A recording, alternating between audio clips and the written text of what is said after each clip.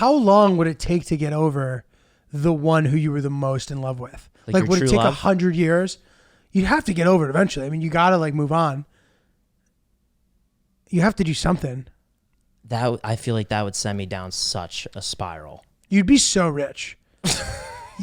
I did not have sexual relations with that woman.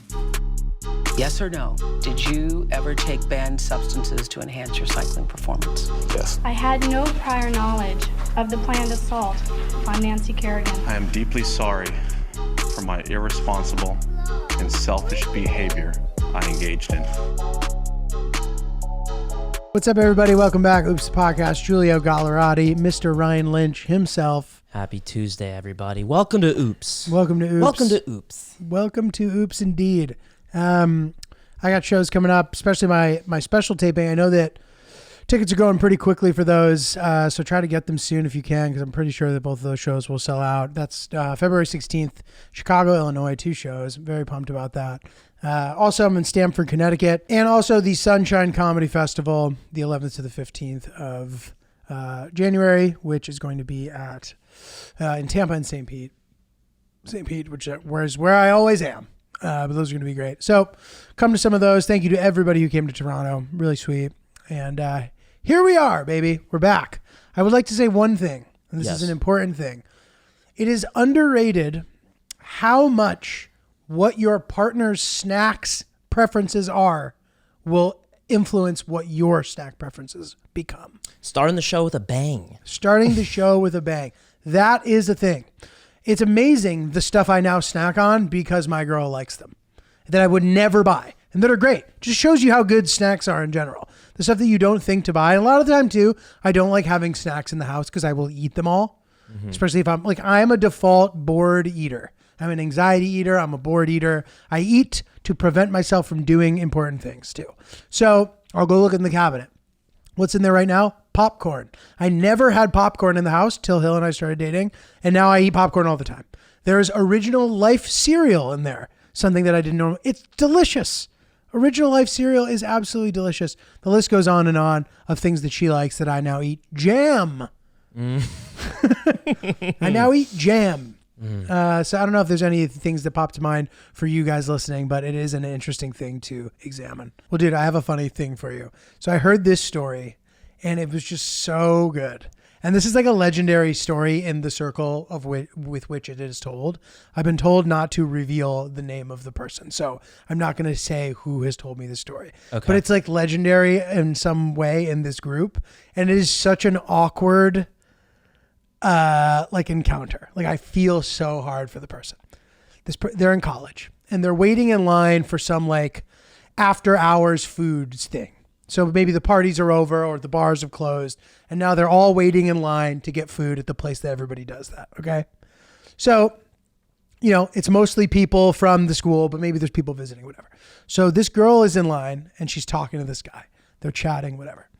He goes to whatever school. Let's say he goes to Wisconsin, but they're not at Wisconsin. They are at Indiana, say.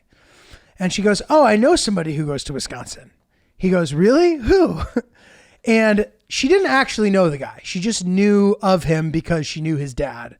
I guess the dad was her orthodontist. Okay. So she goes, "Oh, you go there? I know somebody who goes there." He goes, "Really? Who?" And she's like, "Zach Jones." And he goes, "I'm Zach Jones." Oh, no. To which she goes, "Oh." She goes, "Oh." I can't even say it.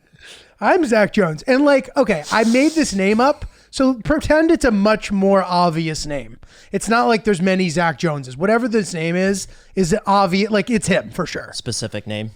"I'm Zach Jones." She goes, "Oh my God. I'm so sorry."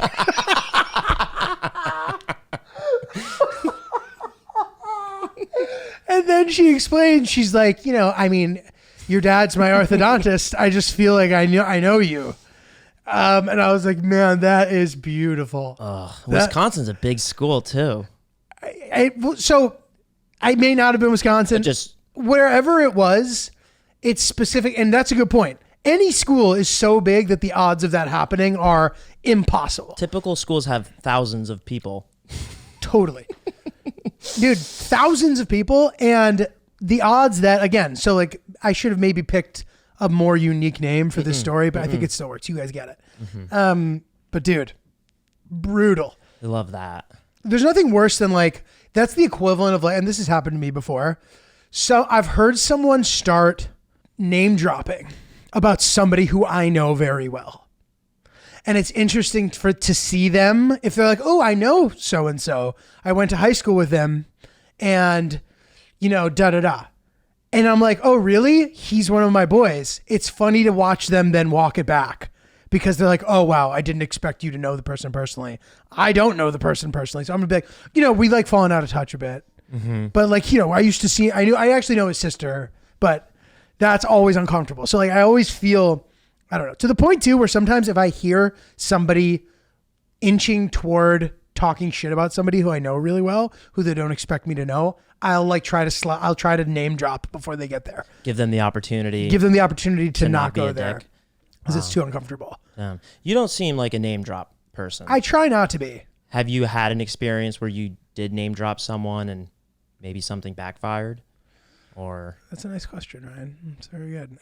No, but I will say this. I have had, I think when I started to like learn about what name dropping is, like maybe when I was younger, when I was like, if I like thought somebody who I knew was really cool or something, I'd want people to know that I knew them. I'd be like, oh, I know that guy. Like, or if I saw something on TV, I'd be like, oh, I know him. I've met him. But at this point in my career now, like if I were to be doing that, I'd be doing it constantly because, you know, I've been doing this forever and I know a bunch of people. That's not like a sneaky name drop in and of itself. So I actually try not to, but there are times where like I'll be talking and like by doing it, you can like give important context. If it's like a work meeting or if you're talking to like somebody in the business who doesn't know about you, like there is an impulse to want to let these people know what you're doing and who you know and shit. You know what I mean? I try really hard not to. And when I do, I end up feeling really self-conscious.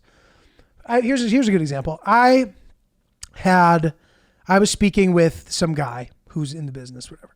He works in movies. I was telling him I was planning on doing a special. Oh, cool. You're planning on doing it? Yeah. You're going to shoot it and try to sell it. I guess. Yeah. I don't name drop at all. We then ended up like meeting. We bring up the special a couple more times. I still don't do it.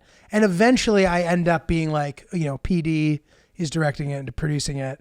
And even then I felt like I was like overcorrecting. That's worth sharing. That's an exciting piece of it. Oh yeah, we have a great team. Like I can do that without being like a name dropper, but I am always very alert of trying not to a point where I might overcorrect in a way that makes no sense. And I also think that name dropping in general, like it's worse the less you know someone, if that makes sense. Now look, in LA, you'll meet people in LA who like don't work in the business. They don't appear to be doing anything.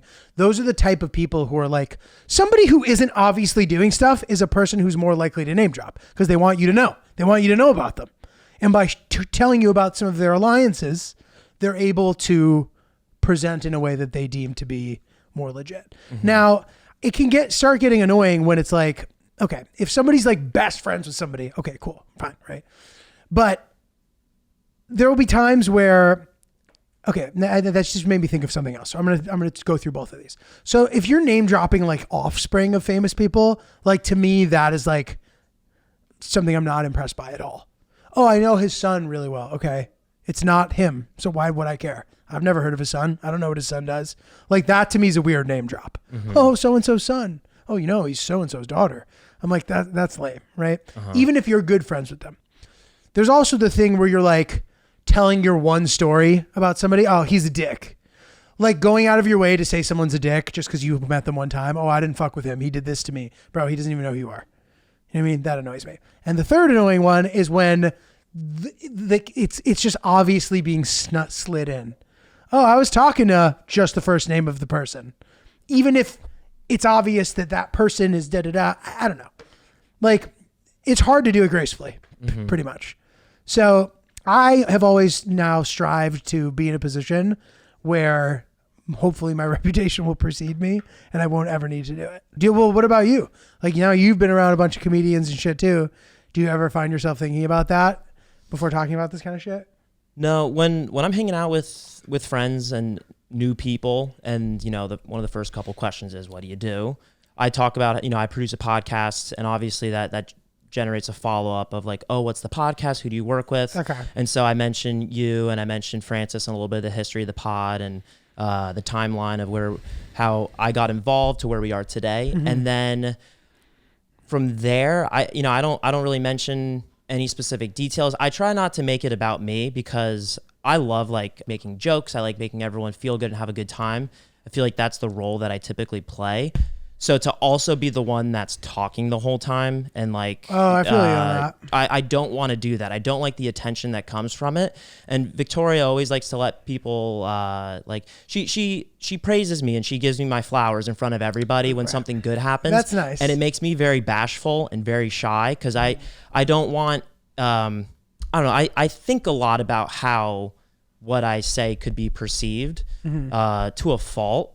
And so I just like don't like the extra attention because everyone else has some good stuff going on in their lives. Right. So, my one friend gets a promotion or someone made it through a round of layoffs and they're relieved after having such a difficult week. Like me posting a TikTok that got 1 million views isn't more important than what everyone else went through during the week. So I do feel like sometimes because of the stuff that I'm doing is on screen and in like the entertainment side, it seems, and I'm not saying this from Victoria's perspective, but it seems like, oh, wow, yeah, Ryan thinks what he's doing is bigger than what everyone else has. Everyone has their own problems. And I always want to make sure that everyone has their chance to share their thing, even though like the entertainment thing is like cool and flashy and like that's the fun thing. I want to talk about it as little as possible, besides a few friends who really are also like kind of in the same world. I get it. And it's a good, dude, that's a good reflex to have. Because first of all, a lot of people who work in what we do don't have a ton of normal friends. Mine are starting to get even lesser and lesser as time goes on. I'm trying to hang on to them for dear life, but the scheduling conflict alone is enough to like make it difficult, to stay close with everybody. Mm-hmm. But you're right. Like you have all these like headline stories that you could present. So somebody has their good story. There's a chance that every time you have the best story and you just don't want to do that. You'd rather like let other people tell theirs and not have to like be like, they're like, oh yeah, did you see this? And you're like, oh yeah, I saw that. I know that guy. He's actually cool. You know what I mean?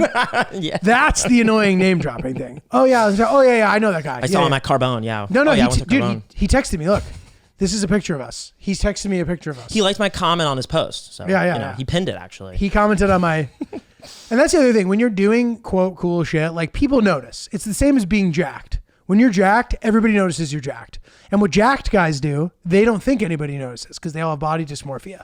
So they wear little shirts and they wear and they like do embarrassing shit that takes away from the fact that they're jacked. Mm-hmm. They're constantly shirtless. They're constantly like being like and flexing as they scratch the top of their head. You know what I mean? So you can do the same shit with your cool job. You can be oversharing with your cool anecdotes. Everybody knows what you're up to, dude. Mm-hmm. I don't know if you know, I do this. Half the time those people are playing it cool. They know. They're like, oh, really? And even if they don't, they're like, oh, no, I saw it. There's nothing worse than carrying on. They get you going and you're telling all these stories. You met all these people. People are like, whoa, cool. There comes a point where like you become annoying. This positive thing has become annoying. It's always better to say less. 100%. Always better. I agree. So yeah, get used to it though, pal. The more of these Chipotle protests continue, the more difficult it's going to be for you walking around. Yeah, I know. Yeah, keep up the fight. We haven't heard a response from Chipotle yet. I think I've posted possibly my last video on it. Why? Because it's getting. I don't want to pigeonhole myself into being the Chipotle guy. Dude, the suit is a hilarious addition. Thank you. But we are making waves, and as we talked about on the last episode, TikTok's algorithm is really liking these videos specifically because all these different things are happening at Chipotle. That woman who threw her burrito bowl at the cashier last week, and then she was sentenced. So some woman, I don't know why she was upset with the cashier. It definitely had nothing to do with our movement, and we do not condone this behavior, by the way. But she wasn't happy with something. She was mad at the cashier. Point blank, threw her burrito bowl at the cashier's face. Burrito first? Burrito side first? Bowl first. Bowl first. Burrito bowl, right to the face. But like the food exposed? Food. Oh, yeah. Okay. No lid. Jesus. And she was sentenced to, I believe, 2 months in working in fast food, along with 6 months in jail. What? Yeah. So you can sentence somebody to a work... What is this, a gulag? We're treating Chipotle like a work gulag? I guess so. Or, yeah, some form of fast food work she has to do for 2 months because, you know, the judge want to set the precedent, like, you know, like, bro, put yourself in their shoes. Yeah, no, that's good. And yeah, so that becoming a viral story online leads to people going onto TikTok and typing in Chipotle, hence where our protest videos have been getting boosted. So I'm grateful and I'm glad that happened. Great boost, but I want to show all the new people that are like coming to my channel to see that, you know, there's more than just hating Chipotle. Yeah, it's a tough thing in our business. If one of your things pops off and you're like, okay, I don't just want to be the Chipotle guy. Bro, 6 months for throwing a burrito bowl, that seems pretty extreme to me. 6 months in jail? Come on. That's crazy. Can't she just pay a fine? I mean, maybe people who are throwing burrito bowls can't like afford to pay fines, but like working in fast food for no money for 2 months would have been enough for me. I don't know. Yeah. This reminds me of something. When I was in college, they were really annoying about people who didn't live in your dorm going into that dorm. So like if you wanted to have a visitor for the weekend, you need to like get them approved and sign them in for the week. So like, for example, if your girlfriend wanted to like stay with you for the weekend, even if she went to BU, you would need to like fill out a thing for her. So this happened to one of my friends. Even if she lived on campus? Yeah. You couldn't just bring your girl to sleep in your building. Okay. If you lived in the same building, yes. But this was not the case in this situation I'm thinking of. So anyway, my buddy goes up to the guy who's the security guy, and he's trying to sign her in, and the guy won't let him. He's like, are you serious? He's like, come on. He's trying to reason. He's like, come on, just this one time, you know, she's my girlfriend. Like, she goes to school here. Like, can she please come up? Could just come up. The guy's like, no. He turns around to his girl, and he's like, babe, he's like, this guy's being a dick. Like, this isn't going to work out. He's like, excuse me? I'm documenting that you just called me a dick. He goes, oh, yeah? Well, document this. Suck my cock. Insane behavior. Anyway, his sentencing was that for 3 weekends in a row, he had to sit there the entire night and watch how many annoying kids this guy has to deal with trying to do that to learn his lesson. Wow. And I think it was an appropriate punishment. Yeah. But that sounds like a good plot for a movie. Did he have to sit with the guy that he... I think maybe. I think he'd already apologized, obviously, but like I'm sure it's awkward at that point. But he had to like sit there at a desk while the guy worked, basically, for 3 weekends. You could just imagine some other guy try to bring his girlfriend back into the building, and then the guy lets him in. Oh my God! That would be the ultimate move. That's what that is the ultimate move.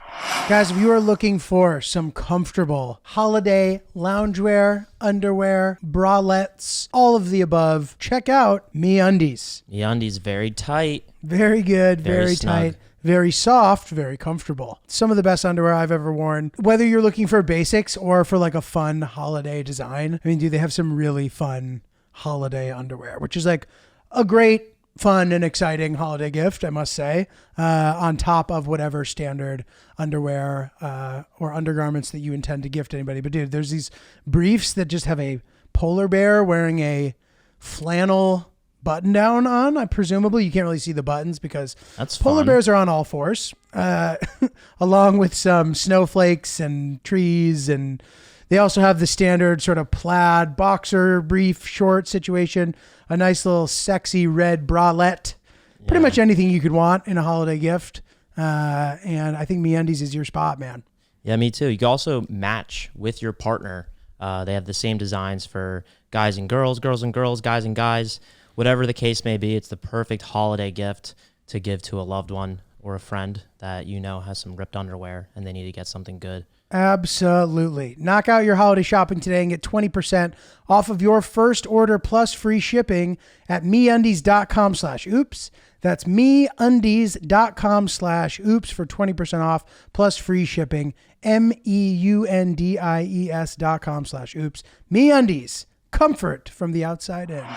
We want to talk about Squid Games on this show eventually. We want to give you the chance to watch it. If you haven't watched it yet, you'll get pretty sucked in. They have made a reality show out of the popular scripted show Squid Games. They've turned that exact thing into a reality show, except the people don't actually die. They kind of ceremonially die when they lose the game or whatever. They fall back. It's really fun the way they've done it. There's a lot of moving parts that are fun and interesting that we want to talk about. And maybe most importantly, Ryan has a personal connection to one of the people that got like pretty far in the game. Yeah. She was in the top 75 or 50 even. 20. What? Yeah. She was in the final 20? Oh, you're right. Holy Yeah. shit. Yeah.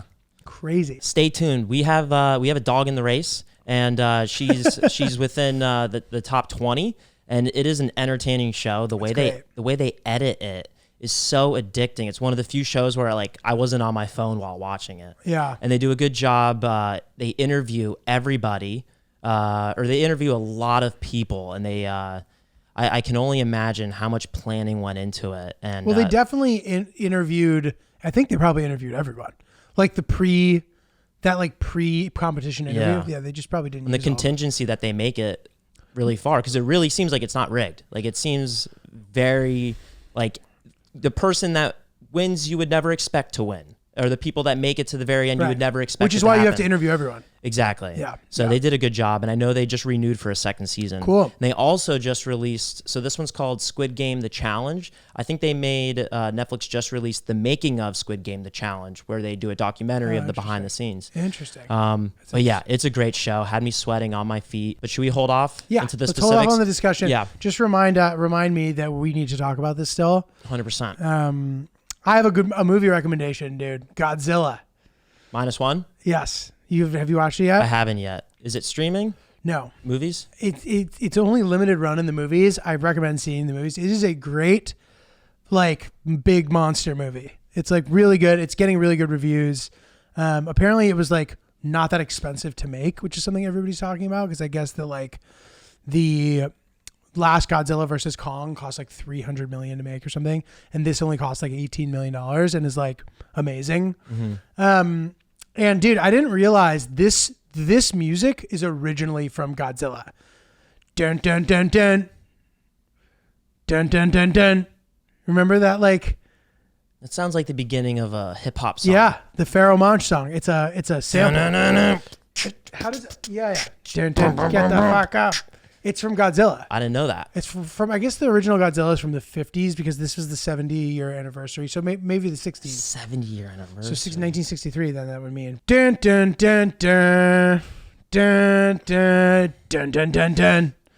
Dude, that's a Godzilla. I had no idea. Same. I had no idea. And they use it in this movie. Really fucking dope. Okay, Godzilla.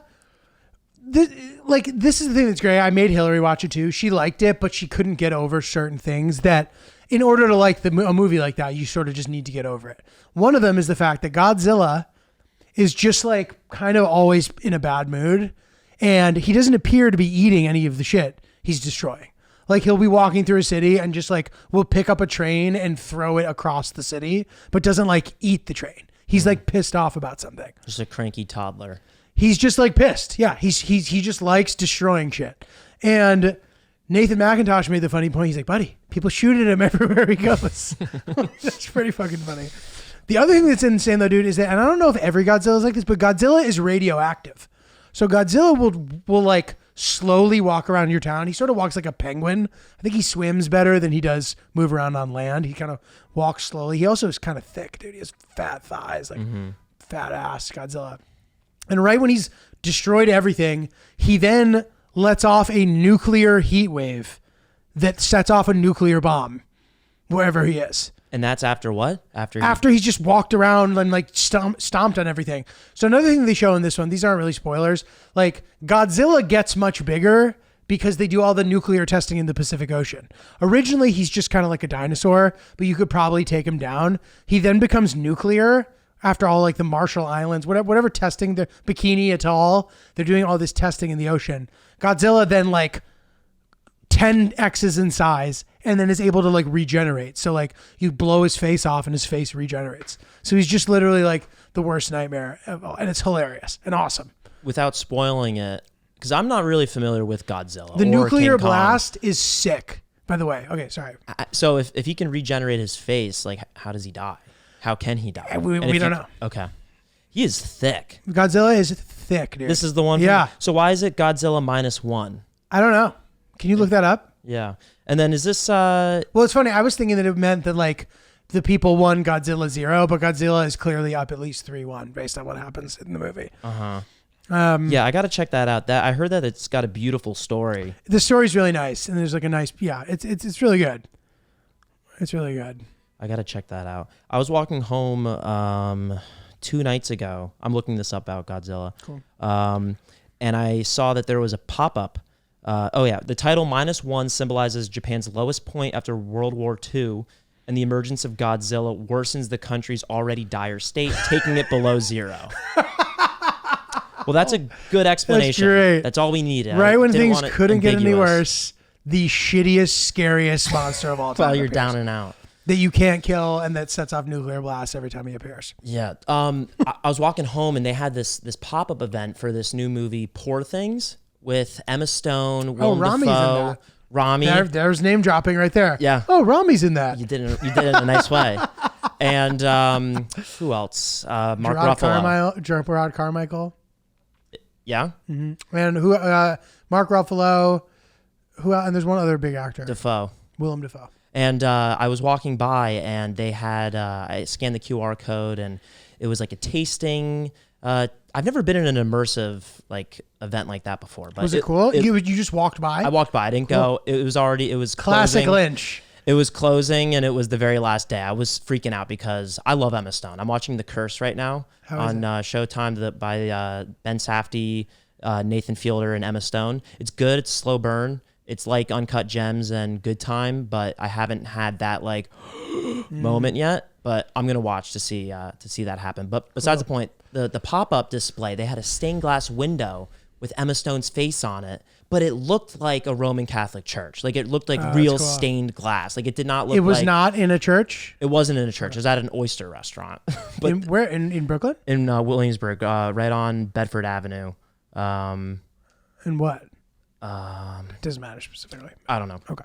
But really cool. That's a fun thing to just stumble upon and yeah. walk by. I wish I knew a little sooner. I definitely would have checked it out. That movie looks really good. Yeah. I'm excited to check it out.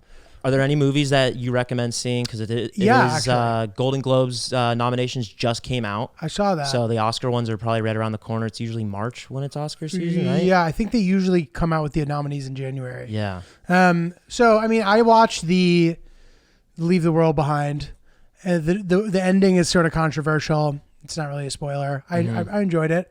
I watched the Mary Kay Letourneau movie, which I didn't love. Hillary liked it. I didn't. It's Natalie Portman and Julianne Moore. Is that May, December? Yep, May, December. Yeah. So not really. I've been getting interested. So our buddy Ted Jones is really into these like ultra marathons. He doesn't actually run them. Dan Lamort actually runs them. That's a comedian. We should have him on.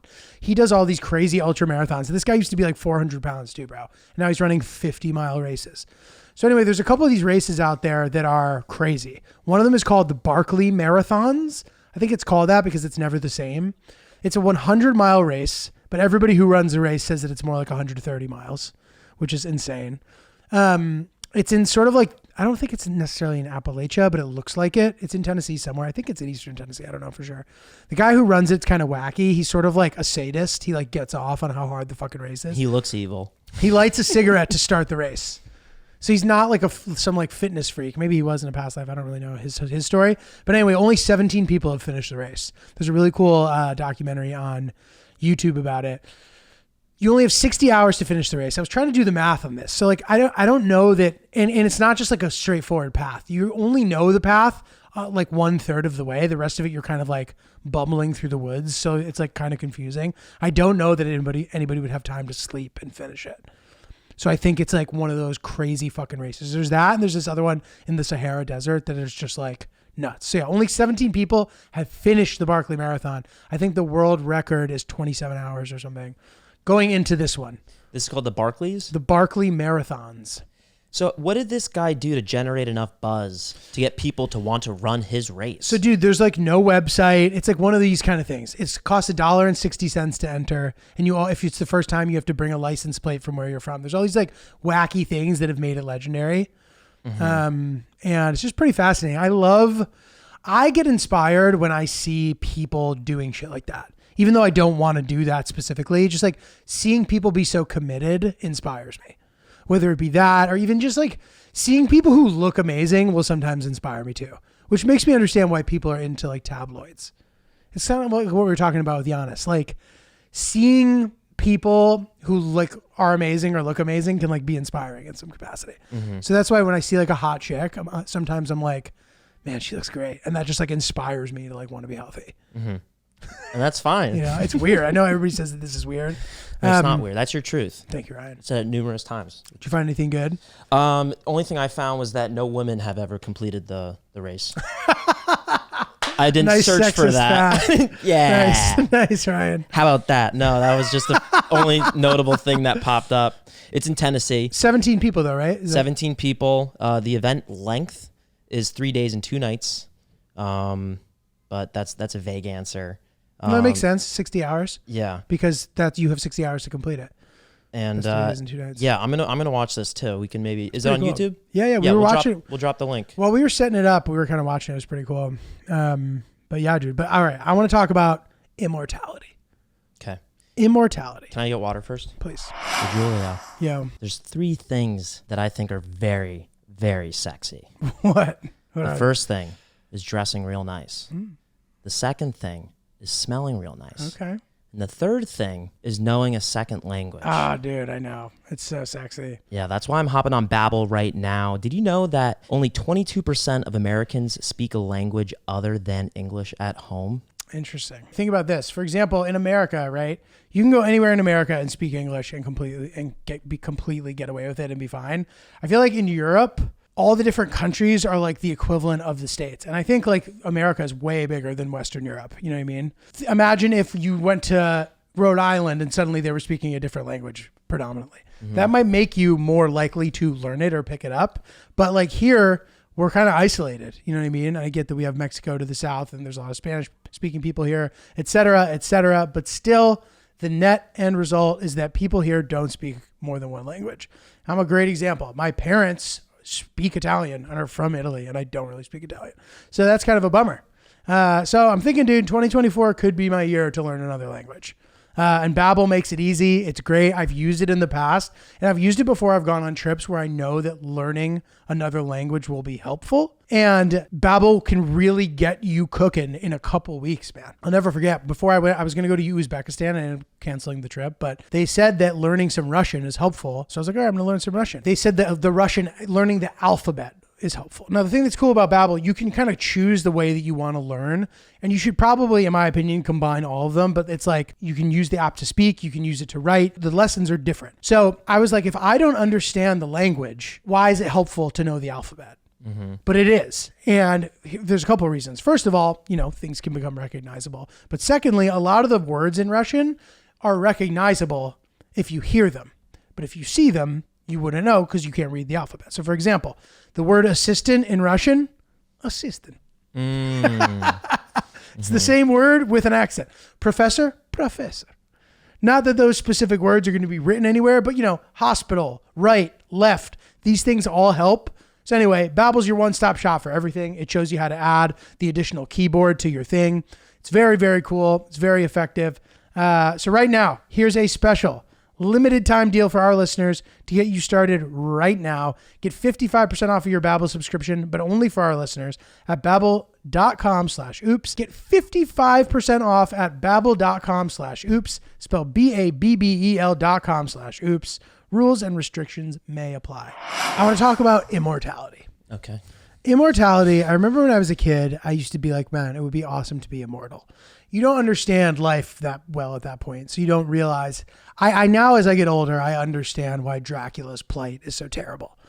He never dies, and you know, many, many lives just go on forever and ever, and he's constantly losing people who he loves throughout as time goes on, right? I guess, unless you could make somebody else into a vampire and then they live with you forever too. If you are hanging out in an insular community of vampires, theoretically, there might be a way to do it and be fine. Because these are your boys forever, you know? So there's that. And also, like, you're at odds with society enough that you don't have to participate in society. The sun kills you.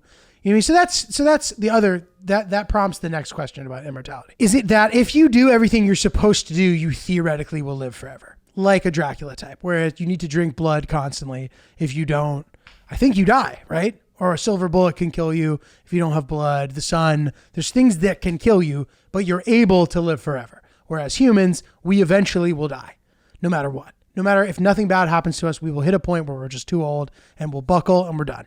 But with Dracula or a vampire, I don't know why I keep saying Dracula specifically. He's like the vampire. He can live forever, theoretically, as long as he doesn't do any of the shit that can kill him. He will live forever. Cool. Now I wonder this, is there a type of immortality where you just live forever no matter what? You don't need to eat, you don't need to sleep, you might feel like shit, but you don't need to do anything and you will live forever. To me, that is so scary because eventually the solar system will collapse.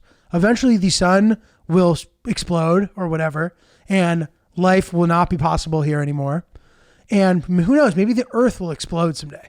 And now what happens to you? You're just floating around in orbit forever? Yeah. Because at least with the vampire, you have options to You can die. But yeah, you're just stuck in like an existential crisis for millions of years or how many years? For forever. infinity time. But how many years until the world explodes? I have no idea. Okay, well. I mean, it's not supposed to happen anytime soon, but can you look this up? Actually, it would make me feel better to know that. Because I saw some like clickbaity thing the other day that was like, there's a hole in the sun. But then I read more and it's like normal. Because that's the thing that makes me feel better. Like our life is such a blip. Yeah, the scorching destruction of Earth is going to be in about 7.59 billion years. 7.59 billion years. Yes, unless obviously something else happens in the interim. But that seems to be the end date. Got it. That's a long time. That's a really long time. How do they calculate 0.59? How do they really do the math come down on, to dude. that? 7.59 billion. Are you guys that sure? So 7.59 billion years.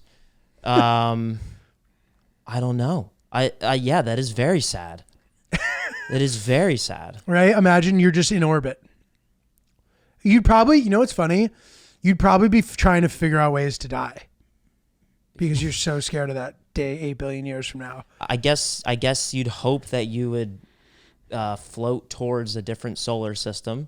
You have plenty of time to like you just have to hope that you'll land at a planet where there's something that will give you some stimulant. When you're in orbit, I mean, I don't know. Like, would you end up in orbit eventually? I guess if the solar system just collapses, you would be floating aimlessly for a while until you ended up in orbit of something. I get because if Earth is gone. But there's no people like anywhere nearby, so you'd need to now travel like light years, which I guess you have time to do. And you'd have to do it like this, like you're swimming or doggy paddling, unless you were intuitive enough to like befriend an Elon Musk right now and like try to get like in on the whole the spaceship action. You need to figure out how to kill yourself. You can't. You need to figure it out. How do you know? Like, how do you know that you can't kill yourself though? You're immortal. You need to. How do you know that you're immortal? Because you've been around forever and nothing that you do, you don't die. And maybe there's some other immortal guy who you talked to once and like he just kept on his way and you're trying to find him too or something. Like you're just searching for purpose. You have all the time in the world. Now, the only good thing about this, like let's try to think of some silver linings. If you're married to somebody and like you don't really like her that much and you like feel bad about it, like you're not attracted to her, eventually you know this is just a small period of time for you. I wonder if 100 years goes by the way a year goes by for us when you have that much context. Mm-hmm. That's interesting because I know time is relative. Mm-hmm. You also need to think about, will you be aging? And at which age will you be locked into if you become immortal? That's because if we're like our age and like Hillary and Victoria, let's say we hated them and they go and they perish, like no big deal. We're like in peak physical form. But like if we're like 90 when that happens, then that's sad. And then, dude, this is making me sad. I'm just at Hillary's bedside as she like starts to decay, and I'm like, you're the one, the number one. But she doesn't even need to know actually that you're immortal. But she would Yeah, know. but She you- knows at this point. You're 25. Yeah, still. when she's 82 and you're still, going to your yoga classes, like, and you look the same, like something's up. How long would it take to get over the one who you were the most in love with? Like Like your would it true take love? 100 years? You'd have to get over it eventually. I mean, you got to like move on. You have to do something. I feel like that would send me down such a spiral. You'd be so rich. I mean, bro, they say like if you invested $1 in 1886 or whatever, you'd be like a bajillionaire now. Or I don't know if modern banking even existed, but like there's some comparison about that. Yeah. You'd be so fucking rich, which would be awesome.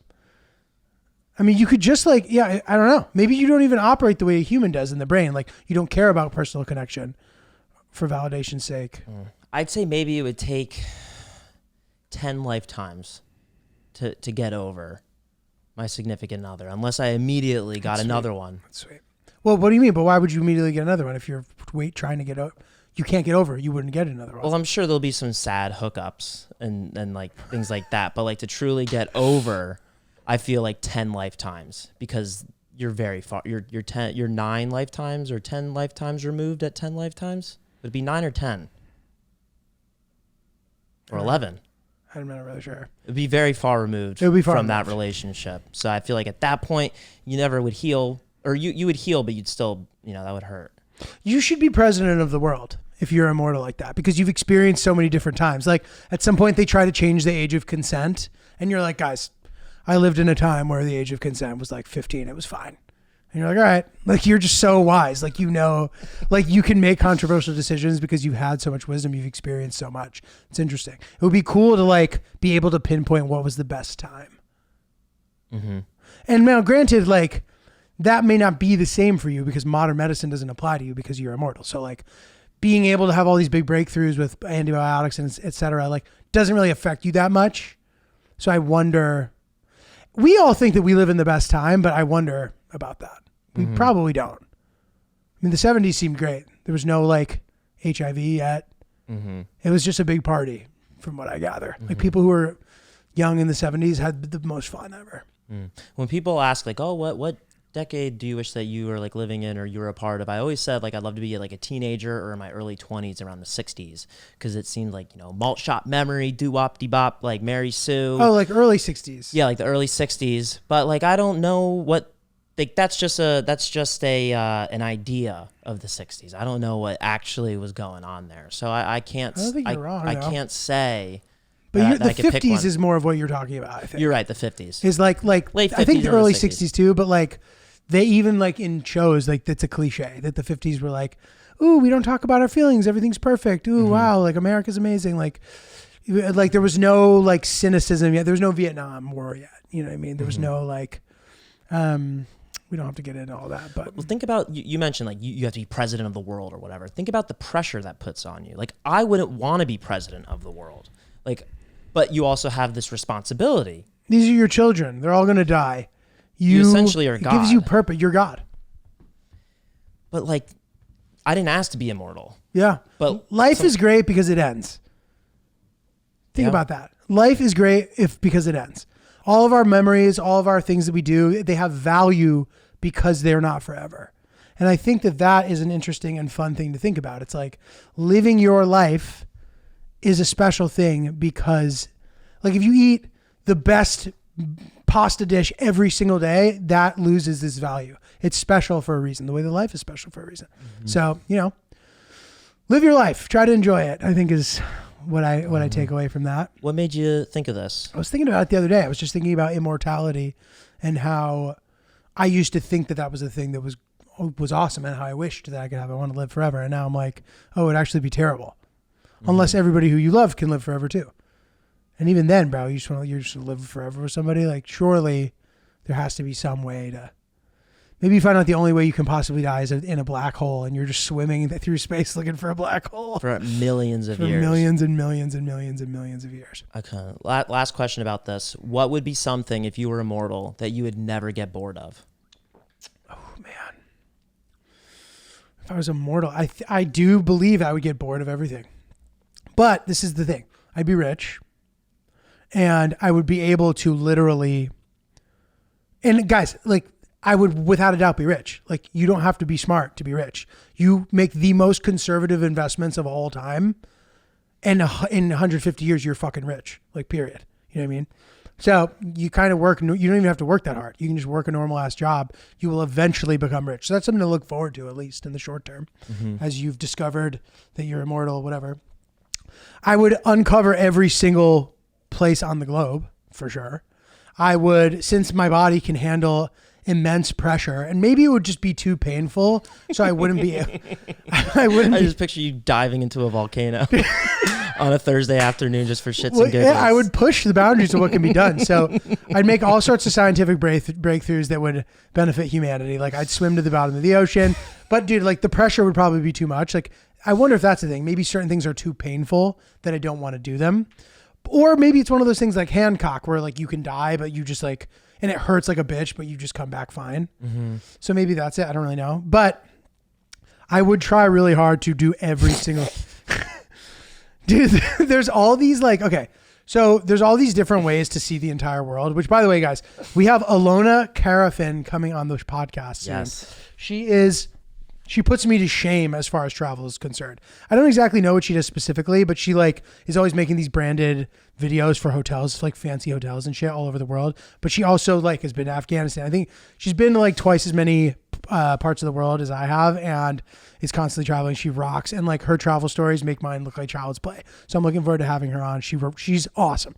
So there's that. But there's all these lists when you travel that are ways to sort of measure checking stuff off. I hate the idea of checking stuff off. I want to do it as thoroughly as possible, but it's a good way to sort of measure doing stuff. I'm doing the Trump thing. Measure doing stuff. So there's the national parks, right? There's 60 whatever. But then there's the national park units. There's 425. Okay. That'll keep me busy for a while. I'm at 150 something right now. Then there's all the countries in the world, right? Which again is severely undervaluing exploring certain countries. Certain countries are gigantic. I've been to St. Petersburg. I'm not satisfied with that. I need to see much more of Russia, but I can still say I've been to Russia, right? So there's 191 or something countries that classify under the UN jurisdiction. Once you've been to those, there's then the Traveler Century Club, which extends. So that's territory. So like that includes St. Martin, and St. Martin is actually colonized by the French and the Dutch. So that's now 2. And the island of Jersey and the West Bank, and like all these places that are like not technically countries according to the UN, but maybe are, and I know that, you know, whatever. But then beyond that, there's another one that's like by region. So once you've done all of that, then how do you keep that going further? So that could take me a few hundred years for sure, but which is just like a drop in the bucket. So I'd have to become obsessed with different shit to keep going. I maybe would get really into fitness after that. And then I'd try to run around the world. I don't know. I'd try to stay busy, man. I think that actually you'd have a responsibility to do like space exploration and try to find other civilizations and literally save you have the all the race. time. Dude, that's true. I mean, that like 500-year journey or whatever. I think the Mars journey is like 80 years. Yeah. I think that is like, that's nothing to me. I'm like, dude, 100%. You're right. So if Earth blows up in 7.59 billion years, you have plenty of time. You have plenty of time That's to find sick, something. actually. That might be the purpose. Wow, dude, good call. And there's plenty of shit to explore intergalactically there at that point. And as time goes on, because look, humans have only been around for what? 1 million years or something? I have no idea. That's a good question. But like, society began in 5000 BC. Humans were around before that too.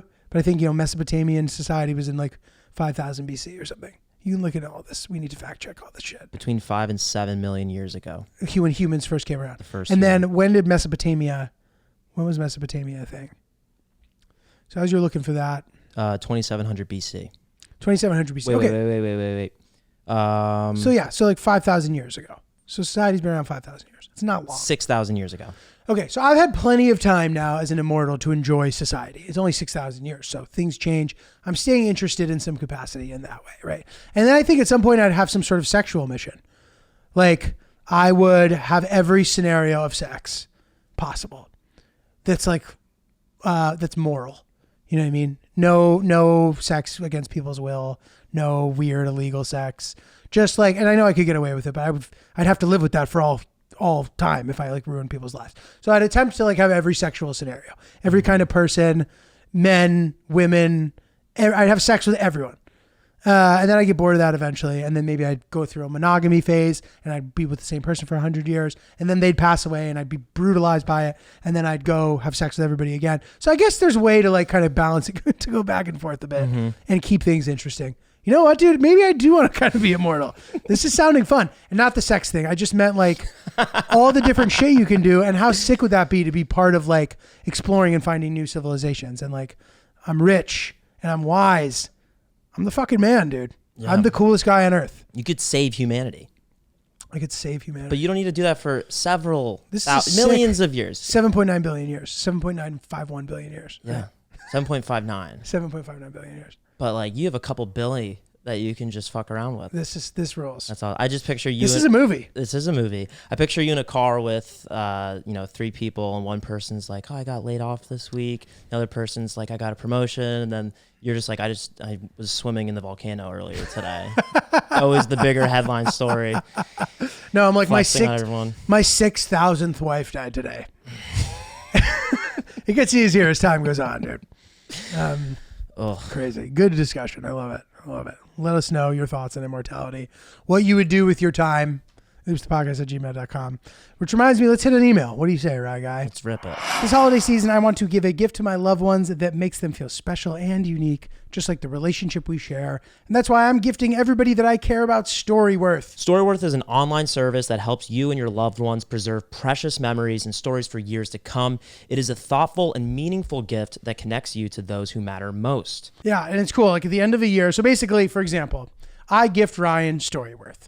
And what will happen is over a period of time, he will get emailed some questions, specific questions. So for example, it might say, what are some of your family traditions? All you need to do is reply to this email with your answer. And then it says, when we receive your story, we'll automatically save it in your private Storyworth account. But then it says, if this question doesn't inspire you, you can always skip it and pick a different one by clicking the button below, which I think is cool. Now you might be wondering, like, why would I ask Ryan this? I might ask Ryan this, I might not ask Ryan this, but I think it's really great for older people in your family. That, in my opinion, is where this is a great thing, because a lot of the time, I don't know, older people than you in your family, you get into this rhythm where they're the ones asking you questions and you're never asking them questions. And all this time can go by and suddenly you don't really know much about them. And I'll never forget, I remember one of my uncles who passed away, may he rest in peace, I learned so much about him one time. It was before Storyworth existed. I wish it existed while he was alive. But like every once in a while, I would just get a tidbit from him about his life. And I'd just be like, what? You did that? You lived there? And he'd be like, yeah, I just never thought to tell you, or you never asked. And I'm like, wow. So what if suddenly you were asking? And before you know it, you might learn so much about your loved one, and it compiles all their answers at the end of the year into a book that you can keep forever. Storyworth is where it's at if you want to connect with some loved ones. With Storyworth, I am giving those that I love most a thoughtful personal gift from the heart and preserving their memories and stories for years to come. Go to storyworth.com/oops and save $10 on your first purchase. That's storyworth.com/oops to save $10 on your first purchase. It's spelled STORYWORTH.com/oops. So we were talking about blimps, and we got a good email about blimps that actually help a bit. Thank you. I think we asked for an email about blimps. Thanks, Mike. You delivered. Michael, thanks for sending this. Longtime listener, first time emailer, was listening to Tuesday's pod, and for once, I can actually help you guys out. The Blimp Man. This email was titled Goodyear Blimp, by the way. I flew in the Goodyear Blimp when I was in 5th grade, 2008. This was always my fun fact whenever I had to do any forced introduction games. One of the blimps is kept in Pompano Beach, shout out Kodak Black, Pompano Beach, Florida, and I have some family in the area. At my cousin's school fundraiser, one of the raffle items was a trip in the blimp. Someone at the school was relatively high up at Goodyear, apparently. Luckily, my cousin and her family won the raffle and eventually invited me to ride in the blimp. Once I got to the hangar, I truly realized how enormous a blimp is and how challenging it is to keep them on the ground. The process of getting in the Goodyear blimp was not what I expected. Once the blimp gets out of the hangar, there are ropes and handles on the blimp that large grown men hold on too tightly, as they can allow passengers to climb into the blimp, pictured below. The actual cabin part of the blimp is essentially the size of a minivan, and there is one pilot. That's crazy. They're so big. To take off, all that happens is the guys on the ground let go of the blimp. Once you get in the air, it is super quiet and the passenger window is actually open. There was enough wind for the pilot to turn the small propellers off, and we were just floating with the wind. Dude, that's crazy. To maneuver in the air, the pilot has a wheel to tip the nose of the blimp and adjust propellers if need be. We cruised around the beaches in the area for probably an hour or two, then went back to the hangar where the pilot told us we will not have much time when we land to get off the blimp because it's strenuous for the ground crew to hold the blimp down. Dude, that's an insane job. When you get close to landing, they put a step stool out near the door in the cabin and you have to get out as quick as you can. Fun fact about the Goodyear blimp, there are only 3 in the United States and 1 in Europe. Hope this helps and appreciate you both for giving me company when I work from home. Thank you, Michael. That was extremely helpful. Thanks, Michael. Hilarious. I love the picture. That's pretty good, right?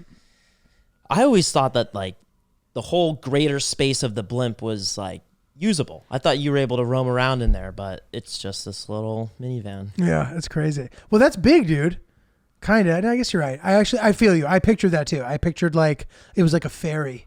Yeah, where you could like walk and order a drink and like get a shitty soft pretzel.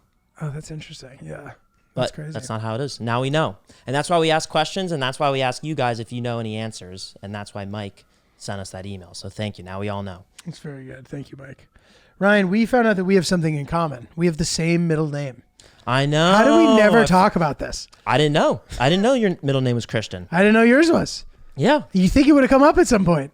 I guess so. Yeah. How did you? Because you texted me saying, "What's your middle name?" So you must have had an inkling that it was the case. Was I booking travel for you? Why would I have been asking you that? I don't know. Did you go on my Facebook? Because my Facebook has Christian in the name. Let's see here. How did this come up?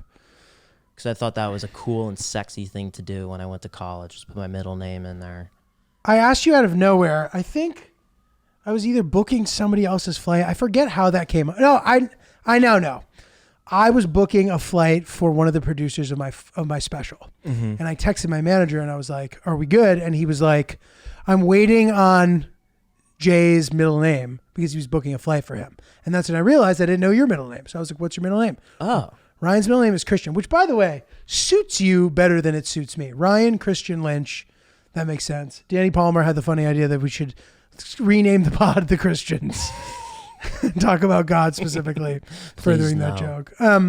But I have a very Italian name. Yeah, that surprises me that yours is Christian. Hillary always thinks it's funny that like some people in my name or in my family have like insanely Italian names and other people have just like very straightforward names. And people who are like brother and sister too will have like an extremely Italian name and an extremely American name. So anyway, because why not, first of all? But it is funny. If you look at my family's names, my brother is Alessio Michele Eliseo Gallerati. My dad, I think, has the same middle name as my brother. My mom is Angela Gemma Gallarotti. Right? Like so fucking Italian. I don't know why I said Gallerati than Gallarotti. But and then I'm Giulio Christian. Yeah. It's like random. Very out of place. My parents thought about naming me Christian, which would actually have been great. My name would be so much easier. Christian is sort of a hot guy name. Mm-hmm. And just being Christian Gallerati, dude, that's a movie star name. Mm-hmm. And instead I'm Giulio. Like, it's just the most confusing, fucking clumsy name of all time. People are going to say, your name's great. I know my name's good, but like, it is confusing. Mm-hmm. Christian's a good middle name because it makes you sound like a good person. Totally. And I'm glad that was bestowed upon me. You're a good person. Oh, thanks. So that fits nicely. I'm glad we have that bond. I'm glad we have that bond. It's a good bond. But yeah, I still could have gone by Christian. Like when you sign up for SAG, you have to tell them what your name is. Mm-hmm. And I did actually sit there and think about it, but I had already been, 5 years into comedy or whatever at this point when for SAG, the Screen Actors Guild, you have to sign up after you've done 3 SAG jobs. And at that point you have to sign up. Now, some people sign up first, like right when they do the first one because it's cool to say you're in SAG, but that's sort of like piker behavior. Like being in SAG or not being in SAG doesn't fucking matter. You know what I mean? You're not like just so you can tell your family from home you're in the Screen Act. You know what I mean? Like there's no real value to it. You can still work in a SAG job if you're not in SAG. And I think they used to say, oh, they're more likely to hire somebody in SAG. I don't necessarily know that that's true. Anyway, I signed up after 3, and then they make you pay a bunch of money to sign up also, which sucks. Because I remember the job that I was a must join for, I made like $700, and you have to pay $3,500 to sign up. So like, it actually like I like went into debt signing up for SAG in like 2015 or whatever. Has it gone up, you think? I have no idea. think But it's around SAG the and same AFTRA merged, so you had to pay more. Before it was less, but you had to sign up for both. Wow. AFTRA's like for, I don't even know, radio, voiceover, whatever. It's like one thing now. But there was that moment where I could have changed my name to Christian. I didn't. I don't know how well that aged, but it was always weird when like people changed their names like mid comedy. That's why I kind of was self-conscious. If I had thought about it more earlier on, I might have considered it. Do you know quite a few people that have changed their names for the sake of comedy? I think so. Is it to like a stage name, or do they swap out their middle name with their first? Sometimes it's a stage name. Sometimes it's just like a slight change to the name. Like, I don't know. But people have done it. And like sometimes you don't know because they just have a normal seeming name. Sometimes you do know because they have a crazy name. And you're like, oh, that's obviously not your name. You know what I mean? Boolicious or whatever the fucking person's name is. And then other times, yeah, it's sneaky. Or then other times people will just change mid-career. 6 years in, nope, you're a new name now. That's always weird for everyone. And I can't recall the last time I saw it working out, to be honest. So I'll stick with Giulio. Stick with Giulio. Yeah, and I also think that like changing your name is very 90s in a way that's like corny. Like Nicolas Cage. When I'm going to be Julio Steele. You know what I mean? I get Christian is different, but like even Tom Cruise, his real name's like Thomas Merriweather or something stupid. Like it's like a less sexy sounding last name. I don't think we need to keep changing our names. Yeah. But my name is just potentially too confusing, where it's extreme enough that you should change it. Nicholas Coppola could have stayed Nicholas Coppola. But maybe he didn't want to like only get it because he was from a prominent family. I get that one too. Like Enrique Iglesias, he went by a different last name for a while. Because he didn't want people to. Lynch has a great story for us. He had said that he wanted to mention it on the pod.